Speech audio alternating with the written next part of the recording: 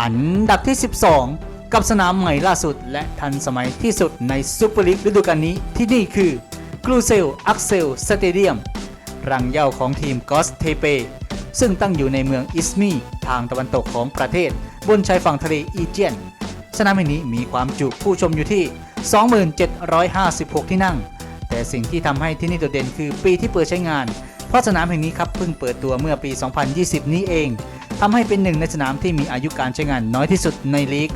กลูเซลอักเซลสเตเดียมถูกสร้างขึ้นบนพื้นสนามเดิมของสโมสรและดีไซน์ที่โอบล้อมสนามอย่างสมบูรณ์แบบจุดเด่นที่ต้องพูดถึงคือการออกแบบส่วนหน้าของอาคารซึ่งมีโครงสร้างโค้งมนดูสง่างามทำให้กลายเป็นแลนด์มาร์คแห่งใหม่ของเมืองอิสมีสนามแห่งนี้ไม่ได้มีแค่ความสวยงามแต่ยังเต็มไปด้วยจิตวิญญาณของแฟนบอลกอสเทเปที่ขึ้นชื่อเรื่องความคลั่งไคล้สเตเดียมถูกออกแบบมาเพื่อกักเก็บเสียงเชียร์โดยเฉพาะทำให้เสียงสนับสนุนของแฟนบอลจำนวน 20,000 คนสร้างแรงสั่นสะเทือนมหาศาลเป็นความลงตัวระหว่างความทันสมัยของสถาปัตยกรรมและจิตวิญญาณแห่งฟุตบอลท้องถิ่นอย่างแท้จริง